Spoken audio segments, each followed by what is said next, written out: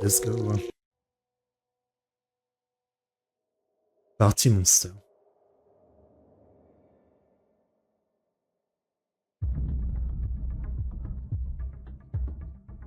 In the 80s and early 90s, New York City's nightlife scene pulsed with neon, glitter, and rebellious energy. At the center of it all were the Club Kids, a group of flamboyant partygoers who blurred the line between performance art and public spectacle. Visual Kei kind of look. Was Michael Alec, a charismatic promoter who transformed underground raves into headline-grabbing events. But beneath the chaos and color, something much darker was brewing. Michael Alec was born on April 29, 1966, in South Bend, Indiana. After his parents' divorce, Michael's early life was marked by a sense of otherness. He was a bright student, graduating near the top of his class, but he faced relentless bullying due to his homosexuality. Seeking acceptance and freedom, he moved to New York City in 1984 to attend Fordham University, later transferring to the Fashion Institute of Technology. There, Michael quickly embedded himself in Manhattan's underground club scene. He started out as a busboy at Danceteria, but soon made his name as a promoter at The Limelight, a deconsecrated church turned nightclub where customers flocked to worship live acts like Marilyn Manson, Grace Jones, and Cyndi Lauper. With the owner's backing, Michael created themed events that pushed boundaries and packed dance floors. He formed a tribe of creative misfits known as the Club Kids, a hardcore group of 24-hour party people, with members such as DJ Kyoki, Richie Rich, Jenny Talia, Michelle Visage, and even That's a good one. That's my favorite character. Of people doing excellent deep dives into Michael Alec's psychology, highlighting how he had a histrionic personality. It's no wonder then that while most of the members saw Club Kids as a safe space to have fun and be creative, Michael saw it as a means of transformation. To go from being a shy, quiet boy, forced to live in the shadows, and become something else entirely. A louder-than-life, attention-seeking monster. The Club Kids were as decadent as they were outrageous, and quickly became known for their elaborate, often grotesque costumes, and their mission to blur art, fashion, and nightlife into one disorienting experience. I like it. Together, they threw so-called outlaw parties. Dressed in costumes, they would storm public spaces like Burger King, Dunkin' Donuts, McDonald's, ATM vegetables, and even the New York City subway. ATM vegetables? Boomboxes and dancing until the police showed up. In one instance, Michael threw a party in a makeshift shantytown, paying the homeless residents in crack. Indeed, drugs were a constant presence, both as a surprise and a staple for the Club Kids' own chaotic lifestyles. By the late 80s, Michael had supplanted Andy Warhol as a leading New York partier. But as he rose to notoriety, his antics escalated. Is Andy, whatever, the guy that got shot by someone that he was gonna recruit but didn't, and she was mad and she shot him? Like the ultra-extreme feminist woman? He became known for urinating on guests and in their drinks, for throwing $100 bills onto packed dance floors to watch people fight for them, and for pratfalling into clubgoers, knocking them to the ground. Being a fan of horror movies, he and his cohort also hosted a blood feast-themed event and decorated the Limelight with fake severed limbs. In time, the Club Kids became talk show fodder, appearing on shows like Geraldo and The Joan Rivers Show. But behind the glitter was addiction. And to put things in a YouTube-friendly way, Michael began using E, H, and special K regularly. Around that same time, he grew close to a young drug dealer. Oh, ecstasy, heroin, and special K, I don't know. Named Andre Melendez, better known by his party moniker, Angel, so nicknamed for the feathered wings that he wore as part of his signature look. You know, I was thinking about it earlier, but I just don't understand YouTube and YouTubers these days. Like, you know, ecstasy is like a word that's not just drugs, right? It's like, you know, I'm ecstatic, and same thing with heroin, right? The heroine of a story. And yet you can't say that word. Angel, hoping to be embraced as a fully fledged club kid, often gave Michael substances at a discount, and eventually ended up moving into his Riverbank apartment on West 43rd Street. But their friendship deteriorated as Michael sank deeper into addiction and racked up a significant amount of debt.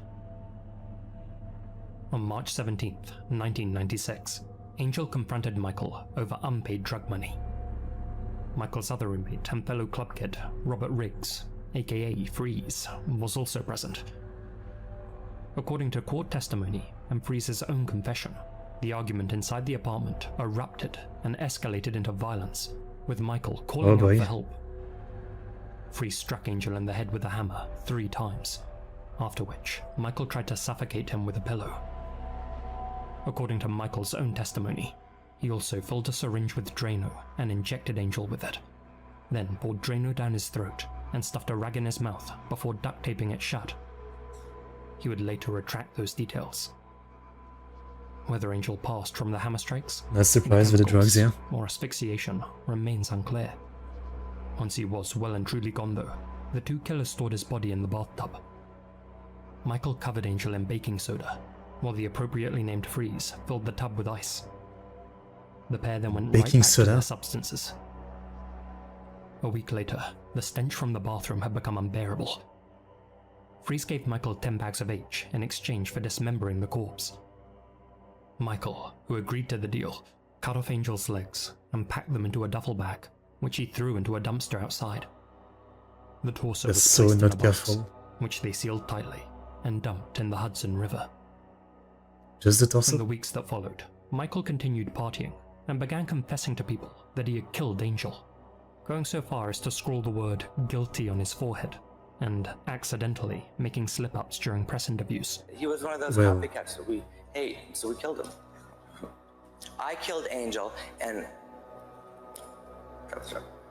that's the kind of thing that gets me in trouble. Friends assumed that he was simply attention-seeking, as per usual. And that was definitely true. So were his confessions. It's clear a part of Michael wanted to be caught, if only because it would put his name on everyone's lips. Still, time passed without incident, and despite being so open about his actions, Michael no doubt thought that he had gotten away with everything. That is, until a group of children found a box washed up on Staten Island. Well, they opened it and were greeted by I guess it was sealed so well it didn't sink. The body remained unidentified for months, partly because the coroner misidentified the ethnicity, but also because of poor interborough communication. Meanwhile, Village Voice published a blind item alleging that Michael Alec was responsible for Angel's demise. In November 1996, Angel was finally identified through dental records, and the police began to take Michael Alec's boasts seriously. But before they could arrest him, he fled. He was found hiding in a motel in Toms River, New Jersey, and was taken into custody on December 5th, 9 long months after the slaying. That long? Freeze was arrested soon after. The authorities were initially hesitant to charge Michael, as they wanted him to testify against his old boss, who had allowed employees to sell substances at the lighthouse, but public pressure twisted their arm. Despite claiming to have little memory of the event due to the drugs that they were on, both men took a plea deal, pled guilty to first-degree manslaughter, and were sentenced to 10 to 20 years in prison. With their reputation now in tatters, the club kids soon disbanded. Michael Alec's time behind bars was marked by instability. He was placed in solitary confinement for using substances because he found prison life too boring without them, and reportedly spent 5 years in isolation. I'm not surprised though, I mean, like, the more we watch this kind of videos, the more it's constantly like that. I'm almost getting desensitized to the low sentence. You know? Like, in my head, it's like, you killed someone deliberately. Like, you hammered his head. You put some substance with a syringe. You taped his mouth. You know, it was no accident. It was no, like, hit him once in a moment of like, you know, being angry. It was literally doing everything to kill someone. You know, to me, it's like, yeah, you kill someone like that, you full life in prison. Like, there should be nothing else, right? But in all of these cases, we see it all the time, right? It's all the time like this. The sentences are so low. I mean, my cynical view is always that, yeah, I mean, they just want him back in the street and making money and being part of the system, you know? Death sentence. Aligula. Despite being in prison, he remained in the public eye, giving interviews and even dictating tweets through friends. He was denied parole twice, in part because of a failed drug test, but also because parole officers had seen the 2003 film Party Monster, a dramatization of Michael's life starring Macaulay Culkin. Oh. Finally, on May 5th, 2014, Michael was released on probation after serving 17 years. He tried to re-enter society, pursuing a career as an artist and media personality. He exhibited paintings and even released a song.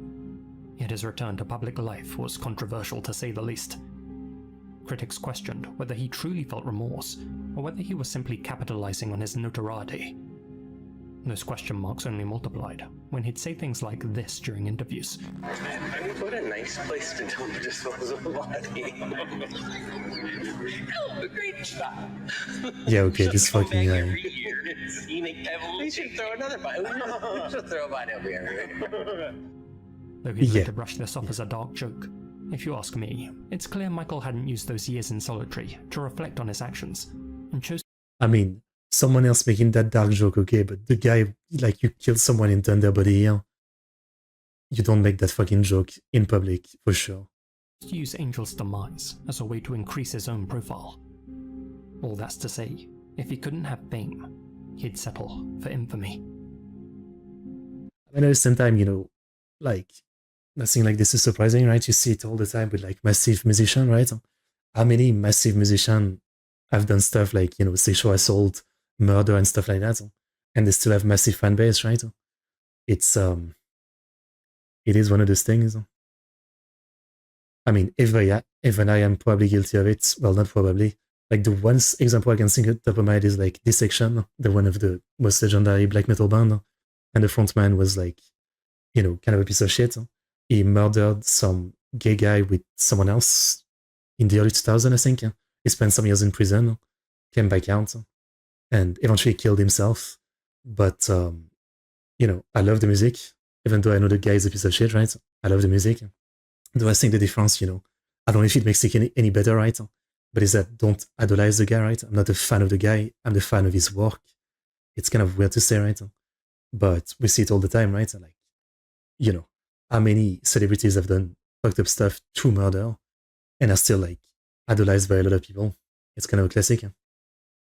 Hiding in plain sight, yeah. You would have no idea because, again, as we see, like, in a lot of countries, it's not rare for someone to kill someone and they only get 10 to 20 years, right? So there's literally, like, thousands of people in the streets that you might meet who have killed someone before, but you don't know, right? I mean, you don't know. It's one of those things, better not to think about it when you're outside. Otherwise, you're scared of everybody. On Christmas Eve, 2020, Michael Alec fatally overdosed in his Manhattan apartment at the age of 54. His passing marked the end of a tumultuous life that had both captivated and horrified New York. Michael's story isn't just a tale of excess or tabloid-ready scandal. He was a man who mistook notoriety for significance, one who left behind a legacy that remains as controversial as it is cautionary.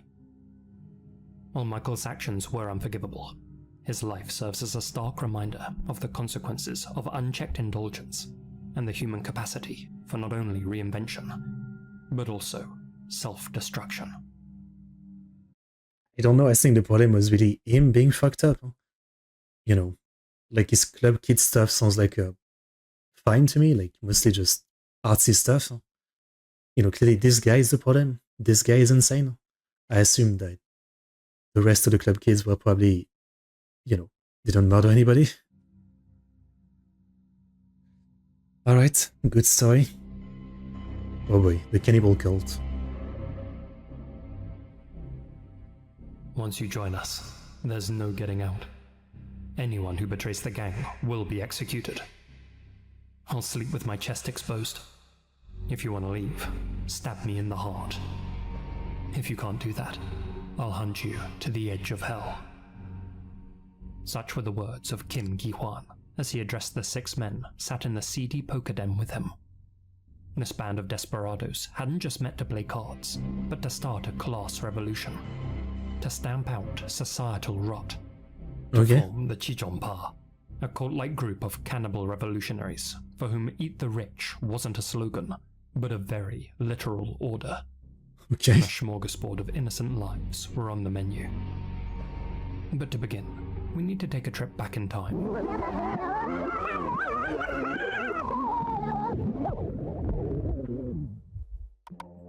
South Korea. Today, an economic and cultural powerhouse. But that hasn't always been the case.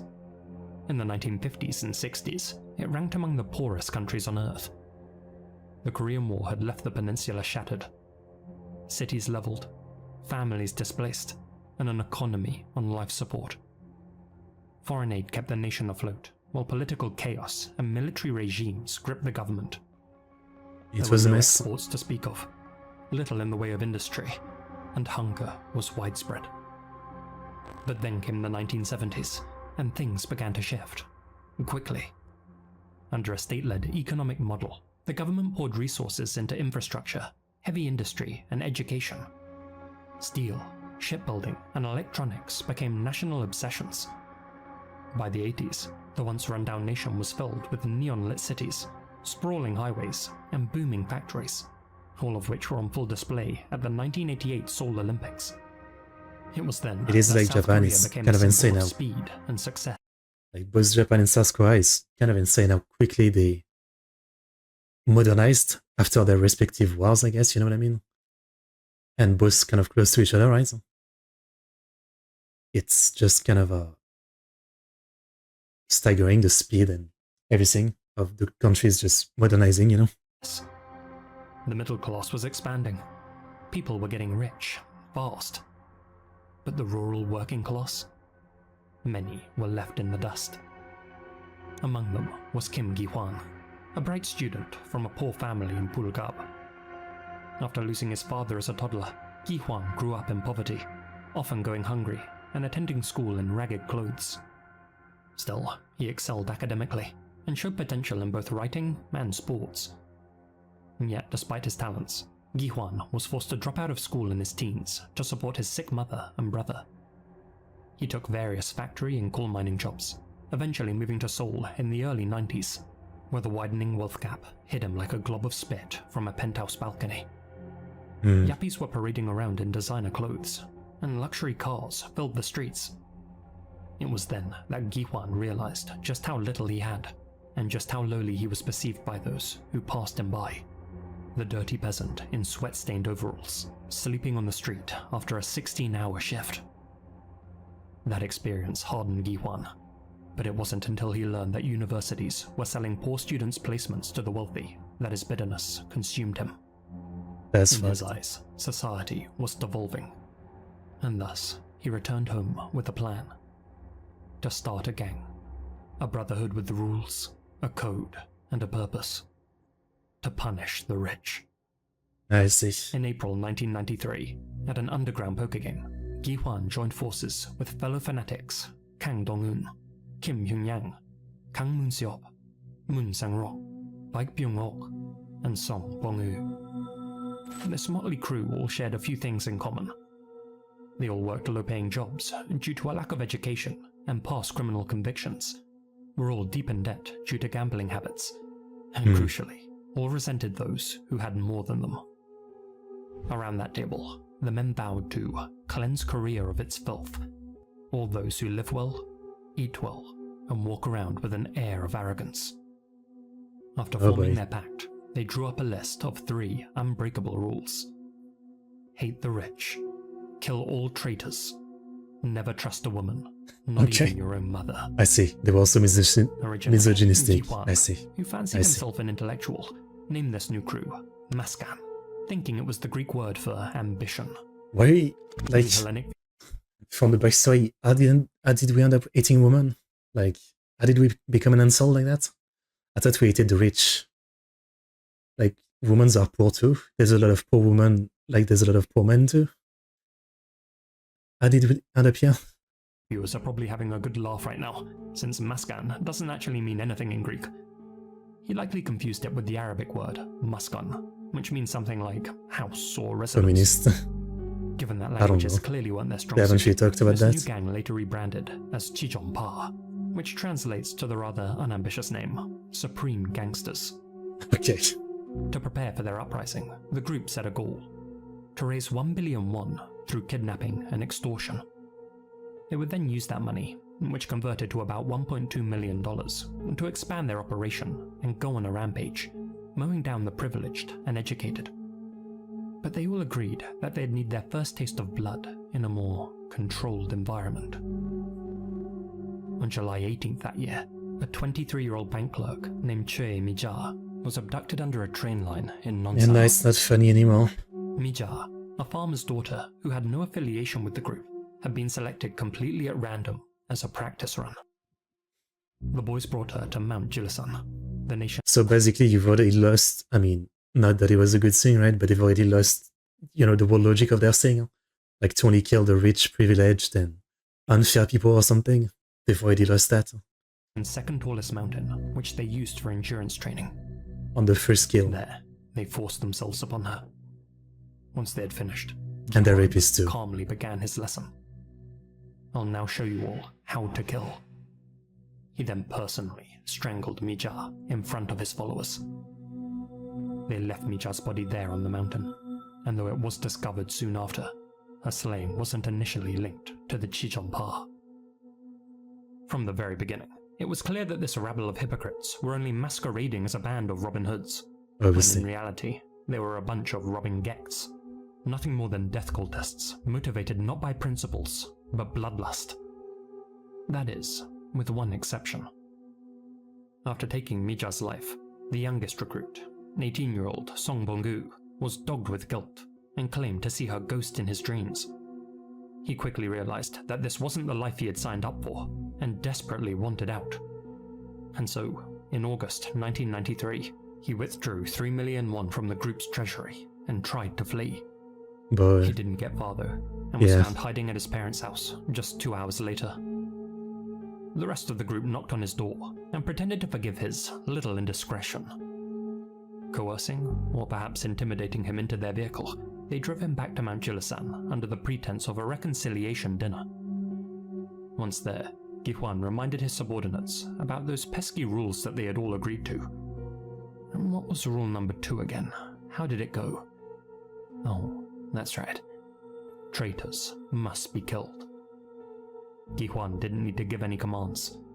He watched silently as his obedient followers, now all armed with pickaxes that they had hidden on the mountain, surrounded Bong-gu and began taking chunks out of him. like, I won't say I feel a bit bad for him because he seems to be way young, so you could say like they really brainwashed the guy, but he still participated in the rape and murder of the girl, right? So I don't actually feel that bad, I guess. His body was mutilated beyond recognition, then burned and secretly buried. The remaining members had passed their loyalty test and celebrated by roasting a stray dog. Gi-hwan joked that they had put 2 dogs down that day. As their operations grew, the Chijongpa pooled their wages, sold stolen goods, and stocked up on vehicles, guns, and explosives. They transformed Gi-hwan's mother's house into a base, complete with reinforced walls, underground secret rooms, makeshift prison cells, and an It went that far, incineration huh? chamber. Okay. To their oblivious neighbors, it was Yeah, just less a fucked up than I slightly thought. level. Inside, though, it was a slaughterhouse. After finishing their twisted renovation, Kim Gi-hwan would end up being arrested and given a 5-year prison sentence, but not on homicide charges as you might assume. You see, the night before claiming Mi-ja's life, he had SA'd a middle schooler, his friend's niece. Gi-hwan continued directing the gang's activities from prison, ordering them to exact revenge on the police station that brought him in. But to do so, they'd need more funds. But work and legitimately. more practice. I mean, it's not true though, right? Like most people, don't do anything like that. Like, I don't think I need to say that, but most people are not this kind of insane. And again, it's amazing how like the beginnings ideas of like eat the rich or whatever that they had clearly is just like one of the things they probably use to justify to themselves. Yeah. Why they're doing anything they're doing, even though it's clearly just all gratuitous for their own sake ideas. On September 7th, 1994, the gang noticed a Hyundai Grandeur passing through Yangsuri. The Hyundai. vehicle, which they That's what I considered call a it. luxury model, obviously belonged to someone extremely wealthy, and so they used their own trucks to block the sedan's path. The Chijongpa then tied up and gagged the two occupants, 26-year-old Yi Son-young and her 36-year-old boyfriend, Yi Jong-won. They then drove them back to their cremation room for questioning. But during their interrogation, Cremation the room. group realized that they had made a huge mistake. The couple weren't wealthy at all. Son-young worked in a cafe, and Jong-won was a struggling bandmaster. Their car, it turned out, was an older model which they had purchased second-hand. Frustrated, the gang made Jong-won consume copious amounts of alcohol, then placed a plastic bag over his head and forced his girlfriend, Son-young, to help strangle him. Through tears, she placed her hand over his mouth as the others laughed, though of course she didn't actually apply any pressure. And so, with tasers in hand, the Chijongpa shocked the life out of Jong-won, leaving several burn marks on his body. Days later, they drove the couple's Grandeur to a ravine, placed Jong-won's body in the driver's seat, and pushed the vehicle over the edge. When the mangled car was discovered the next day, investigators smelt the booze emanating off Jong-won's body and assumed that he had crashed while intoxicated. That's simple, huh? As for his girlfriend, Son-young, she was kept as a prisoner in the group's hideout for their own I don't want to know what they amusement. did. On September 13th, the Chijongpa captured yet another couple, Soyuno and his wife, Pak Min, whom they had found paying respects at a cemetery. Unlike their last targets though, Yuno did have some money. He was the president of the Samjeong Machinery Company, but the business was a modest one, which he had built from the ground up, and he was still repaying debts associated with his factory's acquisition. Back at their hideout, the gang rigged Yuno's car And it really doesn't matter if they're rich or not, to right? collect a ransom Nothing of justifies 100 this. million won, roughly $260,000. Unable to get his hands on that much cash, the businessman called one of his colleagues and told him to get 80 million ready by any means necessary, pretending he needed it for urgent medical treatment. When he went to pick it up, Yuno whispered to his colleague, "I've been kidnapped. Don't follow me." That colleague immediately notified the police about the unfolding situation. I don't know. I feel like that's kind of an impression we get. I mean, maybe you're right, but for me, I used to think like that too, but I've kind of gotten the idea that it's more of an impression because, you know, there's so little crime news from Japan or South Korea, right? That we, you know, the one we hear about are like really fucked up, right? And then, you know, in comparison, like other country, like the US, for example, like even if you don't care about the US, you always hear about all the serial killers and, you know, the school shooting every single day and all that, right? You know, that it starts to sound a lot more normal because you hear about it all the time, right? So when it's from like Japan or South Korea, it feels a lot more standout and, you know, a lot more extreme, but I don't know if it really is, you know what I mean? I feel like it's just an impression we get because there's so little compared to other country, right? Like for me, every time I hear something fucked up out of the US, it's almost like, you know, I've heard something like that last week already or something. You know, it's kind of like almost this, you know, you get used to it. And it's not a good thing, right? But your brain starts thinking that like, yeah, Japan, Korea, more fucked up. But it's only because, you know, it happens less often and the one you hear about are like the really bad one. I don't know. That's how I tend to think about it. But officers fumbled the response, bouncing the case between jurisdictions and not following up on the report. Yuno returned to the hideout with the ransom, expecting to exchange it for his wife's life, but the group had a manifesto to stick to. After handing her a powerful air rifle, the members forced their prisoner, Son-young, to execute Yuno with a shot to the head.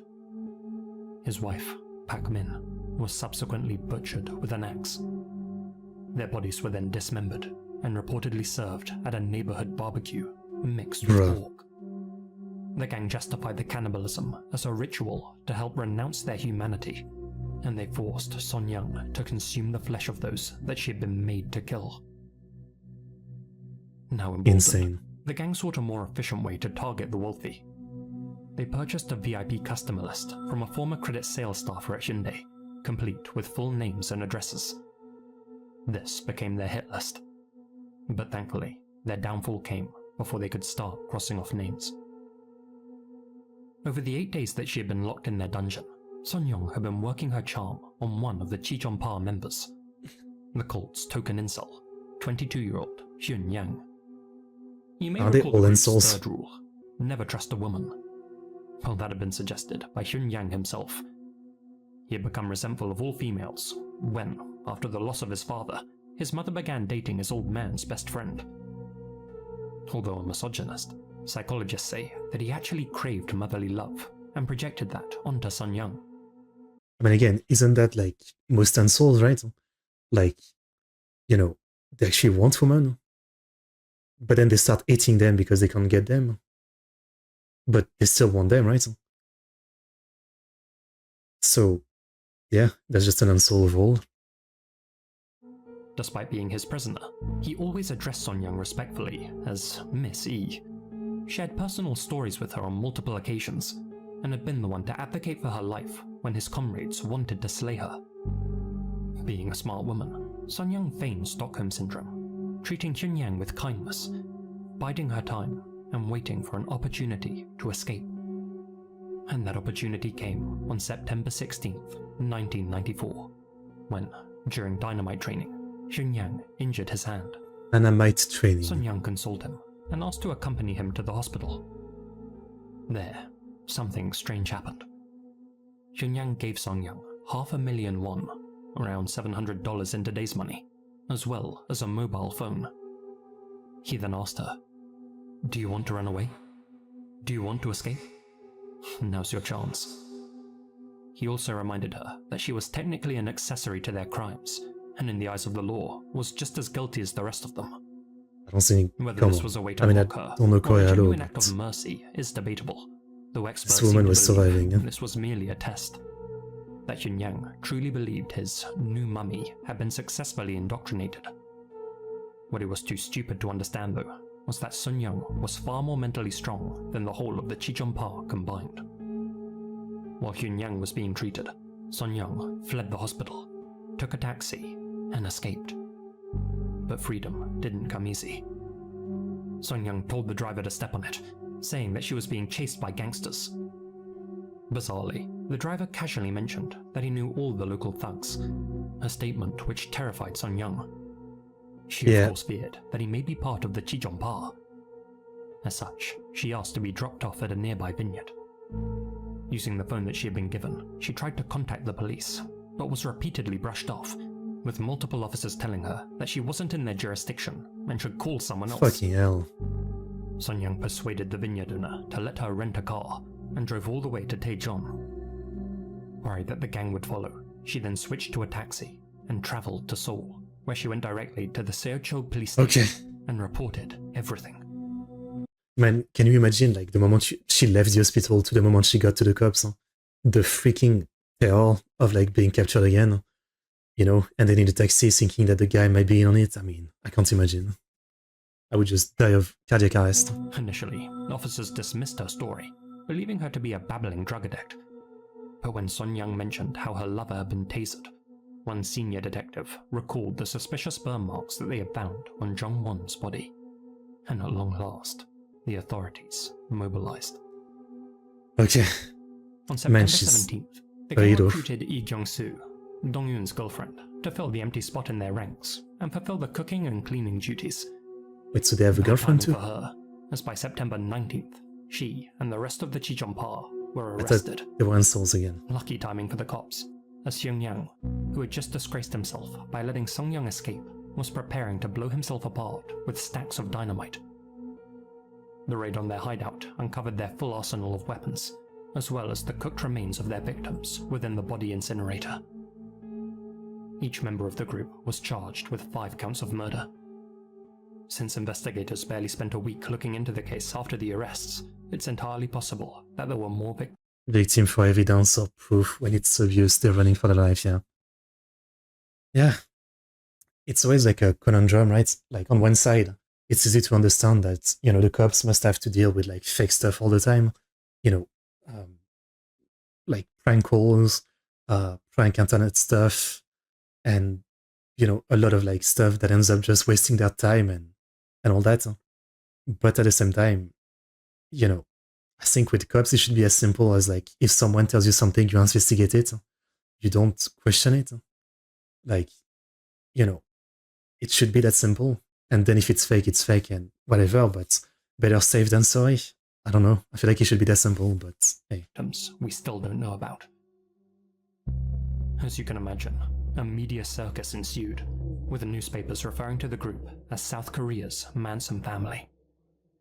The gang members themselves showed no remorse, telling the media I don't think any of those guys have like some kind of charisma at leading people. It's just that they were insane. Yeah, that society was to blame for their rampage. One claimed that he wished he had Richard more. Another bragged about enjoying the taste of human flesh. Prior to their trial, the IQ scores of the Chijunpa were revealed. All of them scored in the low 90s, with the exception of leader Kim Gi-hwan, who scored over 100. Though far from a genius, some speculate that Gi-hwan exploited his slightly higher intelligence to manipulate the others. In fact, some prison inmates and guards later remarked that except for Gi-hwan, the rest of the crew were shockingly naive and simple-minded. Their lack of grey matter did little to elicit public sympathy. Yeah, but maybe it does reinforce the idea that maybe it was more of a Manson family kind of thing. One guy really like putting the ideas into the head of the other, because I was thinking before, like, it's kind of weird, you know, the stuff with the poker table, right? Like, how do you even find those people? Those exactly like-minded people, but if you think about it, that he put those ideas into their head, then I can believe it more, yeah? Like, he found some people who were probably already doing crimes and kind of fucked up, and then he slowly put those ideas into their head and made the group. I can believe that. But more than the actions of the Chijunpa, South Koreans were outraged by how passive law enforcement had been in handling the situation. This sparked widespread backlash, leading the government to make an example out of the gangsters. After a speedy trial, which concluded on October 31st, all the male members of the Chijunpa were found guilty and sentenced to death. Only the female member, Lee Kyung-suk, was spared, as she hadn't personally taken part in any of the slayings. She was given, and yet it makes you think like she joined and she got arrested right away, so if it was a bit more time, she would have probably also did it. I don't know. Given a 3-year sentence. 1 year for every day she had been a member of the Chijunpa. The others were hanged on November 2nd, 1995. Thankfully, prosecutors didn't indict Sun Young, recognizing that her involvement was under coercion. To keep her out of the public eye, she was provided with a home and employment in the countryside.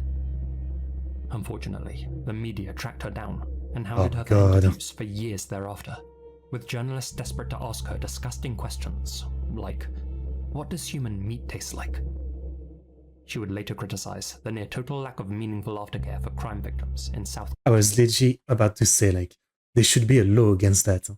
Like, a victim of this kind of fucked up crime, there should be a law that prevents the press from going after them. Like, there should be a fucking law about that. Korea. In 2020, it was reported that Sun Young was battling late-stage cancer. Contrary to online speculation, a 2024 broadcast confirmed that she was still alive, had converted to Catholicism, and was still working on finding peace. Even with all the Man, I can't imagine.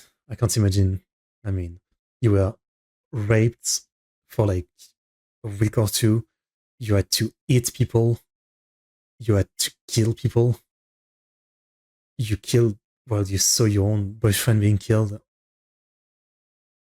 Man, how do you ever sleep again after that? Members of the Chijunpa now gone, the memory of their actions still lingers. The town of Pulgab, where their lair once stood, carries a deep shame, and though the pink house has since been demolished, the horror committed there isn't so easily erased. For years, South Korea debated whether these monsters were made rather than born, and a lot of blame was cast on violent media. Horror movies were censored, and FPS video games were banned from release altogether. Near the end of the 90s, it was broadly accepted that the censorship had gone too far, and that the group's madness was rooted in something darker than pixelated gore. As has become clear, the Chijunpa were rebels with a cause, but without any conviction. They wanted to devour the rich, but all they ever consumed were innocent lives and their own humanity. And 3 decades on, the nation is still digesting what that says about the society which made them. Don't you know what to say? I mean, they were fucking insane pieces of shit. It's not that deep. Huh? Like, you can't tell me there's more to it than that, you know? Like, they did, like, literally the first time they kill someone, they weren't even sticking to their fucking logic. Not that it would make it better, right? If they only killed the really rich or something. But literally the first person they killed was some random, like, clerk woman.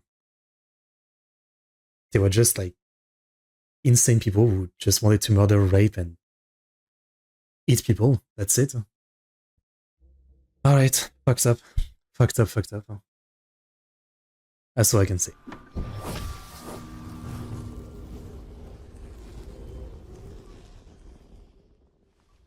I do not do that. I do not click the bell notification. All the YouTubers like to say that, but I don't say it, and I'm proud of it.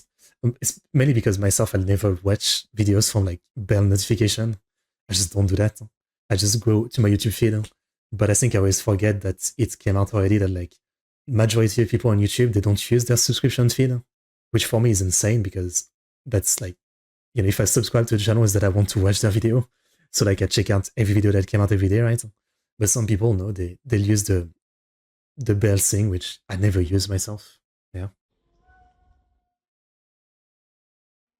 Bit of a tangent. The Sting. Rachel Morningstar Hoffman was a 23-year-old psychology grad from Tallahassee with a Morningstar. bright future. Smart, bubbly, and known for her fun-loving spirit, she was voted party animal of senior class in high school. Okay. That reputation followed her to Florida State University, where she regularly indulged in the devil's lettuce, something that in today's world might get you a slap on the wrist, or no punishment at all, depending where you live. But this was early 2000s Florida, and the law wasn't so forgiving. In spite of her recreational habits, Rachel thrived at college. She earned her bachelor's degree in psychology in 2007 and had plans to attend culinary school the following semester. Not as a fallback, mind you, but as part of an ambitious new idea: to pioneer a form of therapy built around cooking and communal eating. She believed that therapy didn't have to happen in a stuffy office. Did she drug the people? It could happen over a cutting board, a stovetop, a shared meal. That vision, however, would never come to pass. In April, Cassio used the notification, but that's alright, and he's famous and humble. Okay. I feel like, again, most big YouTubers probably tell you to click on the bell, right?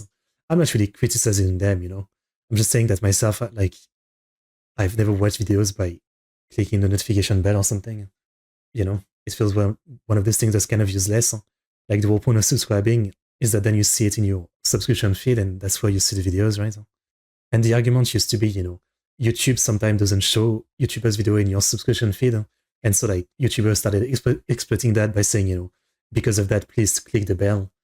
But I never really look at the notification, except for like comments, you know, and reply to comments. 2008, Rachel was busted for possessing several ounces of Mary Jane and 6 tablets of E. She refused to name her supplier. But instead of letting the charge run its course, police saw an opportunity. Specifically, Tallahassee police officer Ryan Pender took note of Rachel's clean-cut image, her lack of criminal history, and her deep fear of jail make her an and informant. decided that she would make the perfect I think I've heard this story. pawn.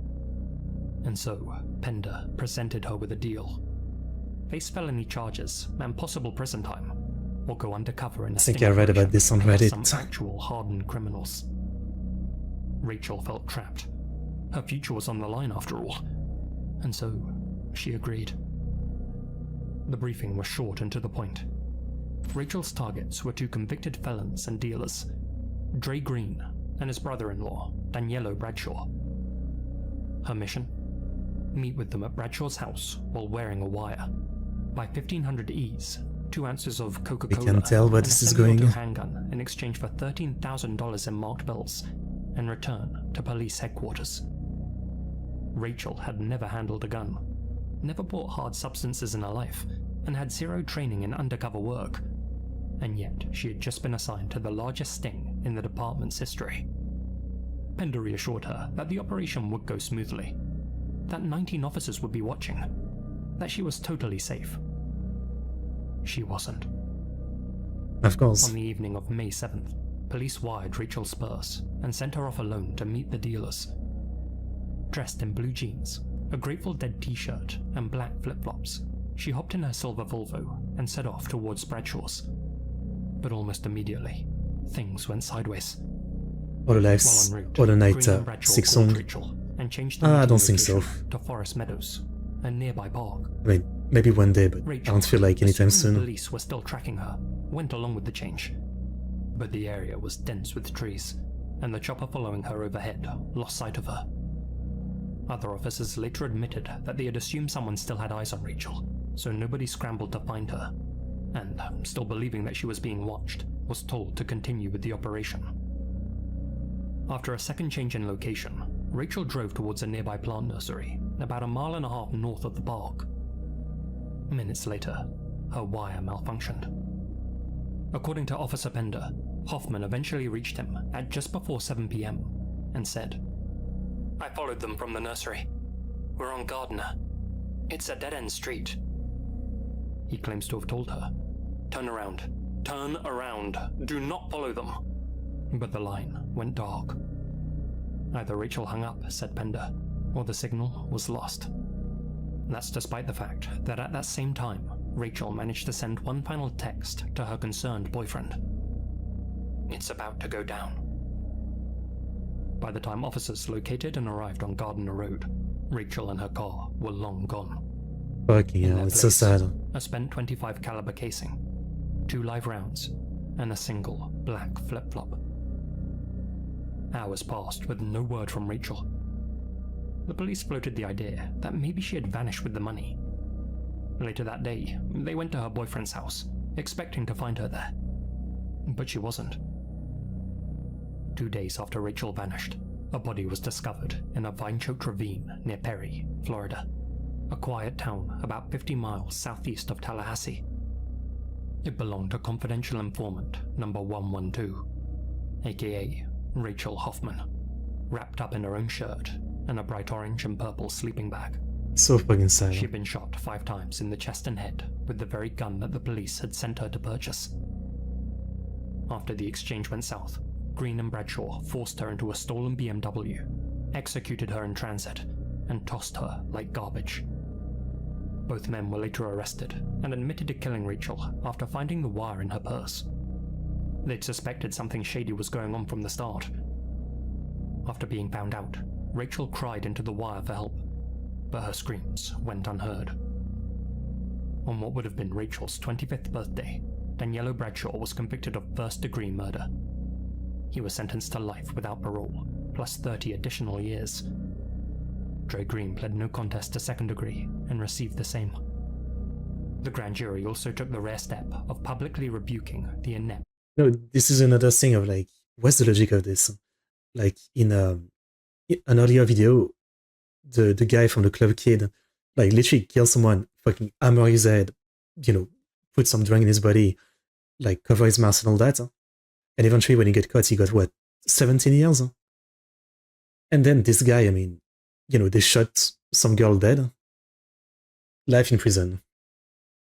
I guess there was also like, drugs and all that involved, but again, it's always like just, it makes no fucking sense, the different certain thing. I mean, I say it all the time, but watching this kind of videos is like, it never makes any damn sense, Like, why was the guy from earlier, like, not getting life sentence too? Like, what's the difference? Tallahassee Police Department. Tallahassee PD, meanwhile, went into damage control. Police Chief Dennis Jones even went on ABC News and painted Rachel as a lowlife. Of course. "Yes," he said, "I'm calling her a criminal." Rachel Hoffman was committing crimes in the city of Tallahassee. Yes, she was. That's my job as a police chief, is to find these criminals in our community and to take them off the street, to make the proper arrest. And that's Man, being a cop must be, not just a cop, also like, judge and stuff like that. It must be really something when you think about the fact that, for example, like today in the US, weed is legal in most of it, I think, as far as I know. But like 20 years ago, or maybe even 10 years ago, like you could literally send people to prison for like years and years and decades for like fucking weed of all thing, right? And back then, it was just like, that's the law. And most people agree, yeah, like, this is bad. So no one is really like that mad about it. I assume like the cops arresting someone, right? Like, it's like, yeah, just send someone 20 years in prison for fucking weed. But then like 20 years later, like today, right? You think back on it and now it's legal and you can't send someone to prison for that. And, what kind of feeling would you have about it? Like, especially thinking about the fact that, it's like that all the time, right? For the last hundreds of years, like, laws and our understanding of different things have changed. So, I imagine like any cop today must be thinking the same thing, right? I don't know how you deal with it. That, you might be arresting a bunch of people for things that, will ruin their life and put them in prison for a long time. That in like 10, 20 years might actually be legal and not really something you can send a person to prison for, you know what I mean? Like, I can't imagine being a cop or like a judge because of that, Like, especially, yeah, like, imagine like all the people who did shit like this in the 2000s, like sending people for this drug or this drug to prison. And then by now it's like, okay. And you just think of like all the people's life that you ruined just because, at the time, like the law said this bad, but now not bad. I can't imagine dealing with that, And yeah, obviously this is fucked up and rest in peace. Despite of her having never been charged with a crime or having had her day in court.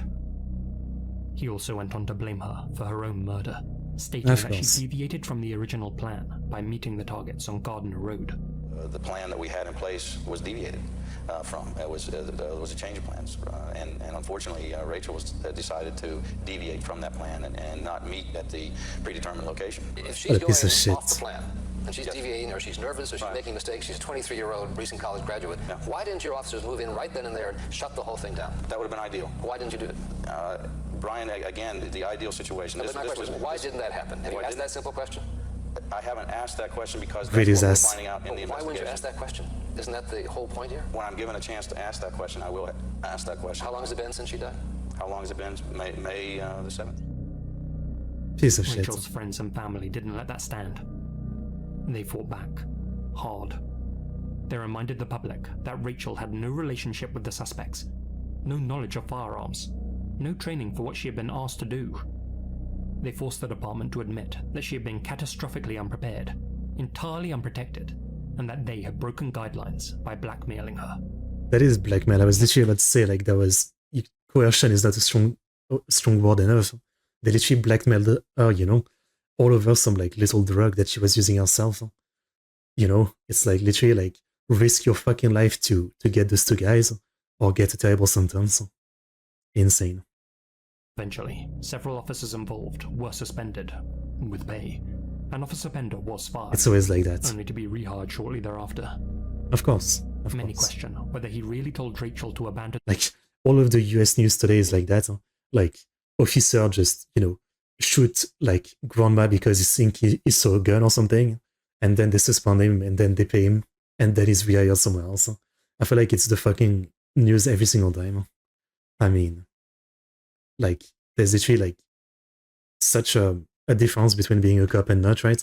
Like, the kind of privilege the cops get for their little mistakes, of taking people's life. In the mission, only for the war to go dark, or whether he and his crony... And I keep saying the US, but it's like that in a lot of countries, and, in France it's far from perfect either, so don't worry. I'm not saying, like, I live in such a better place with the justice system. Only said that to cover their tracks. This is infuriating. Filed a wrongful death lawsuit against the city, eventually winning a $2.6 million settlement and a formal apology from the 19 officers involved, which, up to that point, they hadn't felt the need to give. But their biggest victory came in 2009, when Rachel's Law was signed into Florida state legislation. Oh. The law established strict protocols for recruiting and using confidential informants. It requires the police to assess an informant's risk, give them access to legal counsel, and, most importantly, actually protect them. Rachel's parents didn't just grieve. They took the worst moment of their lives and used it to stop other families from living the same nightmare. But nothing can undo what happened. Rachel's death was a preventable failure. A young woman was coerced into a dangerous job she had no business doing, all because it was convenient for the police to use her. And then they failed her in every conceivable way. Police committed crime as well. I'm sure, yeah. I mean, I'm sure there's like no countries where, you know, like we all know it's, you know, a quote from fiction, but, you know, with great power comes great responsibility, right? And like, you know, cops have great power, right? They often have like weapons. They are literally like allowed to be using it. They are supposed to enforce the law. They are like basically given privilege and power over like the normal people, right? And yet, you know, as in everything, most cops, you know, at least half of them will be much closer to normal people, which means that they are fuck ups, but they are protected from like, you know, being called a cop, right? That's just how it goes. I think what's so fucked up about this too is like, yeah, again, I don't know when, you know, those drugs became like a lot less penalized, but it was probably like just 10 to 15 years away, right? And I can't imagine like the parents, you know, thinking about that, right? Like, you know, like she got into this situation because it was so illegal at the time that she was terrified to go into prison, so she decided to do the informant thing. And like now, 10 to 15 years later, you would not even go to prison for this. Well, maybe even a little bit, right? Can't even imagine how they must be thinking about these kind of things all the time. Okay, well, as always, these videos make me lose faith in humanity and makes me just like more angry at like justice system of different countries every single time. Yeah. Okay, good video. Bye, Lazy Masquerade.